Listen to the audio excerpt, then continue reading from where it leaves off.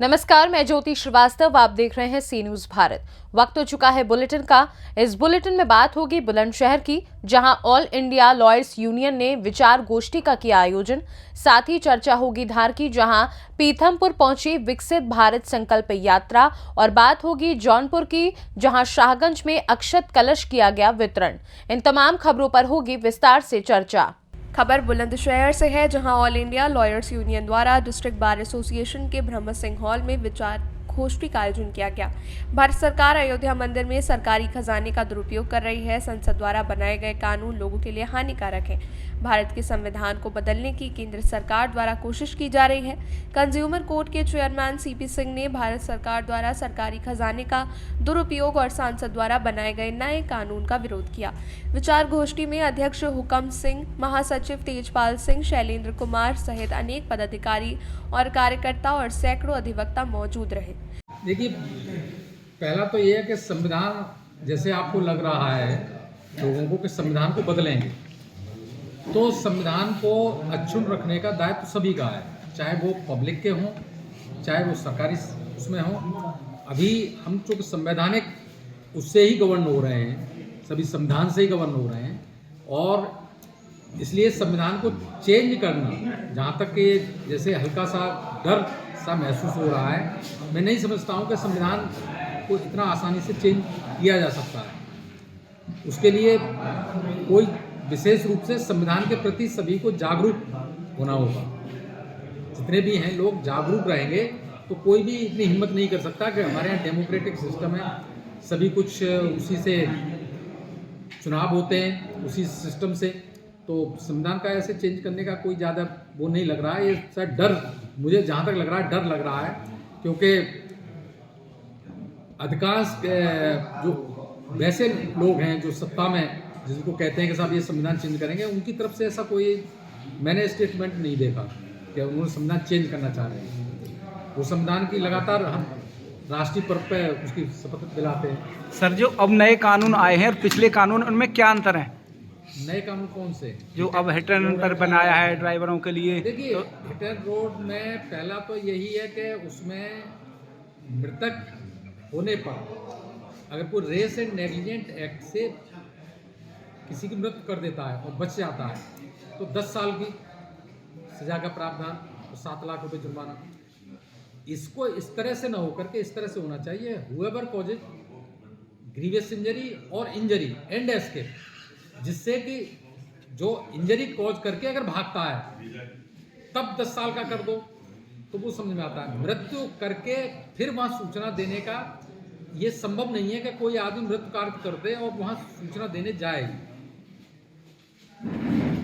क्योंकि अभी तक ऐसा संभव हुआ नहीं है कभी भी, और वो देगा भी नहीं, चाहे कितना ही कठिन कानून लगा दो उसके ऊपर। सर, अभी एक वकील भाई ने कहा कि जिस तरह से राम मंदिर का निर्माण किया जा रहा है वहीं मस्जिद का भी निर्माण होना चाहिए, आप उसको किस नज़र से देखते हैं? ऐसा है कि जो राम मंदिर का निर्माण हो रहा है उसके ही पास में ही मस्जिद का निर्माण के लिए भी भूमि अलग कर दी गई है, और उसके लिए संभवतः बजट भी कर दिया गया है। और सबसे अच्छी बात यह है कि वहाँ जो भी मस्जिद के साथ जो चीज़ें बन रही हैं, जैसे हॉस्पिटल वगैरह बनेगा, बहुत बड़ा हॉस्पिटल बनेगा, ये सबसे अच्छी बात है मस्जिद वालों के लिए कि वहाँ समाज और देश हित की भी बातें, वहाँ जहाँ मंदिर बन रहा है वहाँ एक तरह से मस्जिद जहाँ बन रही है, मस्जिद बनने के स्थान पर वहाँ उसी परिसर में उसी उससे बजट से मस्जिद के साथ साथ हॉस्पिटल वगैरह ये भी बनाने के प्रावधान हैं, उन्होंने ये रखे। तो सबसे अच्छी बात यह है कि मंदिर के पास हॉस्पिटल न बनाना हो सकता है उनका केवल वो कि केवल राम के ही उससे मंदिर से ही चिकित्सा का वो उपचार कर लें, बाकी मस्जिद के वहाँ उन्होंने रखा है, ये बहुत अच्छा है। दोनों ही वो अच्छे हैं। बुलंदशहर से सी न्यूज संवाददाता अदनान बात की रिपोर्ट। औद्योगिक नगरी पीथमपुर में आज प्रदेश सरकार द्वारा 16 दिसंबर से 26 जनवरी तक निकली जा रही विकसित भारत संकल्प यात्रा क्षेत्र के सेक्टर 1 स्थित महाराणा प्रताप बस स्टैंड पहुंची। कार्यक्रम में विशेष रूप से प्रदेश सरकार के वन और पर्यावरण मंत्री नागर सिंह चौहान और धार विधायक नीना वर्मा शामिल हुई। नगर पालिका की अगुवाई में हुए इस कार्यक्रम का मुख्य उद्देश्य केंद्र और राज्य सरकार द्वारा चलाई जा रही विभिन्न योजनाओं से जनमानस को सीधे अवगत करवाना और हितग्राहियों को शासन द्वारा चलाई जा रही योजनाओं का लाभ दिलाना और उन्हें जागरूक करना है, जिसमें मुख्य रूप से स्वरोजगार योजना, आयुष्मान भारत योजना, स्वनिधि से समृद्धि योजना आदि योजनाएं शामिल हैं।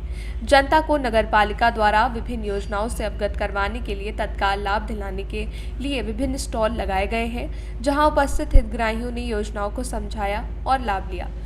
कार्यक्रम की शुरुआत में धार जिला कलेक्टर प्रियंक मिश्रा और पुलिस अधीक्षक ने पुष्पगुच्छ भेंट कर मध्य प्रदेश के वन मंत्री नागर सिंह चौहान का स्वागत किया। वहीं मंत्री नागर सिंह द्वारा दीप प्रज्वलित कर कन्या पूजन किया। कार्यक्रम की शुरुआत हुई। पर्यावरण और वन मंत्री नागर सिंह चौहान ने बताया कि केंद्र सरकार की योजनाओं को सीधे आम नागरिक तक पहुंचाने और ज़्यादा से ज़्यादा लोगों तक योजनाओं का लाभ पहुंचाने के उद्देश्य से ये यात्रा लगातार प्रदेश में जारी है, जिसमें योजनाओं के लाभार्थियों से सीधे संवाद कायम किए जा रहे हैं। कार्यक्रम में मुख्य रूप जिला कलेक्टर प्रियंक मिश्रा, पुलिस अधीक्षक मनोज कुमार सिंह, पूर्व सांसद सावित्री ठाकुर, पूर्व मंत्री रंजना बघेल, नगर पालिका अध्यक्ष संवेदी सुरेश पटेल, उपाध्यक्ष पप्पू असोलिया, भाजपा के वरिष्ठ नेता संजय वैष्णव सहित बड़ी संख्या में भारतीय जनता पार्टी कार्यकर्ता और पार्षदगण उपस्थित रहे। धार मध्य प्रदेश से सी न्यूज संवाददाता कैलाश सागर की रिपोर्ट। खबर शाहगंज जौनपुर से है, जहां अयोध्या से आए पूजित अक्षत आमंत्रण पत्र और अयोध्या मंदिर की तस्वीर का वितरण करने का कार्य राम भक्तों द्वारा घर घर किया गया। साथ ही आगामी 22 जनवरी को रामलला प्रतिमा की प्राण प्रतिष्ठा का लाइव प्रसारण देखने और शाम को हर घर में दीप जलाकर दीपोत्सव मनाने की अपील राम भक्तों द्वारा की जा रही है। साथ में 22 तारीख को अपने नज़दीक मंदिरों पर 11 बजे से लेकर 12 बजे तक पूजा पाठ करने और शाम को दिवाली की तरह पूरे घर में दीपक प्रज्वलित कर उत्सव मनाने का मर्यादा में निवेदन कर रहे हैं। इस कार्यक्रम में कार्यक्रम संयोजक रूपेश जायसवाल, संजय अग्रहरी, वेद प्रकाश जायसवाल, धीरज पाटिल, देवेश चंद्र जायसवाल, हनुमान अग्रहरी, श्रीराम अग्रहरी, श्रीश अग्रहरी, सभासद सिकंदर साहू, जौनपुर प्रेस क्लब शाहगंज के अध्यक्ष चंदन कुमार जायसवाल, अश्विनी अग्रहरी, अजय अग्रहरी उर्फ पप्पू, अमित जायसवाल, अनुराग मिश्रा, श्रीरामपुर रोड पुरुष अस्पताल सहित नगर में अक्षत वितरण का कार्य किया गया। दीपक जलाएंगे, राम आएंगे और आप दिवाली मनाएंगे। क्या नाम है आपका? रीता, मोहल्ला श्रीरामपुर रोड। जरूरी से शोभा यात्रा का यात्रा के पश्चात कार्यक्रम प्रारंभ हो चुका था। अच्छत से अच्छत नगर पहुँच रहा है। उसी परिप्रेक्षी में आज 5 तारीख हो गई है। हम लोग पूरे नगर में, हर बस्ती में, हर मोहल्ले के छोटे घरों, हर घरों में सनातनी परिवार में या अच्छत देने जा रहे हैं। और ये अच्छत पूजित अच्छत 22 तारीख की होने वाली दीपोत्सव की तैयारियों में है। भगवान 22 तारीख को आ रहे हैं। उनकी प्राण प्रतिष्ठा 22 तारीख को जब की जाएगी तो लोग उत्साह के साथ मंदिरों में पूजन, घंट, प्रसाद वितरण और कार्यक्रम चलता रहेगा। उसी के साथ साथ 22 तारीख को शाम को पूरे घर में दीपों से लोग घर सजाएंगे, पूरे नगर को सजाएंगे, पूरे मोहल्ले सजाएंगे। हर जहाँ उत्साह होगा, यही हमारी तैयारियां हैं। सनातनी परिवार से आप क्या अपील करना चाहेंगे? मैं सभी परिवार से अपील करना चाहूँगा, जितने भी हमारे हिंदू परिवार हैं, सनातनी परिवार हैं पूरे विश्व में, सबसे कि 22 तारीख को प्रभु अपने घर आ रहे हैं। जैसा कि आपने देखा है कि 14 साल बाद जब प्रभु आए तो श्री अयोध्या में दीपावली मनाई गई थी। अब 500 साल के बाद प्रभु अपने घर पे आ रहे हैं, तो हम लोग सभी लोग तैयारियां कर रहे हैं। पूरा विश्व तैयारी कर रहा है प्रभु के आने का। 22 तारीख को दीपोत्सव के साथ पूरा समाज, सनातनी समाज अपना ये कार्यक्रम करने को तैयारी रखा हुआ है। मैं अपील करूंगा सब लोग इसको अपने घर में दीपों से सजाएं और पूजन पाठन भंडारा करें, लोगों में मिठाइयाँ बांटें, खुशियाँ बांटें। यही हमारी अपील है। क्या सुना आपका? रुपेश कुमार पद नगर संयोजक समिति शाह। जौनपुर से दिवाकर मिश्रा के साथ सी न्यूज संवाददाता दीपक सिंह की रिपोर्ट। खबर खंडवा से है, जहां प्राण प्रतिष्ठा के समय भजन पूजन का आग्रह ओंकारेश्वर अयोध्या धाम से आए अभिमंत्रित अक्षत का बजरंग दल सदस्यों ने घर घर जाकर वितरण किया। अक्षत के साथ भेजा गया निमंत्रण पत्र भी दिया गया। इसमें बताया गया है कि पौष शुक्ल द्वादशी 22 जनवरी को अयोध्या में निर्मित भव्य मंदिर में रामलला के बाल स्वरूप के विग्रह की प्राण प्रतिष्ठा की जाएगी। इस दिन सभी सनातनी अपने घरों में सुबह 11:30 से 12:30 बजे तक भगवान का भजन पूजन करें। मंदिरों में हनुमान चालीसा, सुंदरकांड और रामायण पाठ करें। शाम को घरों के बाहर रंगोली बनाकर दीप प्रज्वलित करें। रोज सुबह गांव में प्रभात फेरी निकालकर इस महोत्सव में सहभागी बने। जब भी संभव हो एक बार अयोध्या जाकर दर्शन करें। ओंकारेश्वर के अलावा आसपास के गांवों में भी अक्षत वितरण शुरू हो चुका है। बजरंग दल विश्व हिंदू परिषद के तत्वाधान में पूरे भारतवर्ष में हमारे आराध्य प्रभु श्री राम जी का भव्य मंदिर, जो प्रभु हमारे 500 वर्ष से ही झोपड़ी में विराजमान थे, जो अभी पुनः हमारी जो पीढ़ी है वो हमारे आराध्य प्रभु श्री राम जी को भव्य मंदिर में निर्माण होते देखेगी। बड़े सौभाग्य की बात है।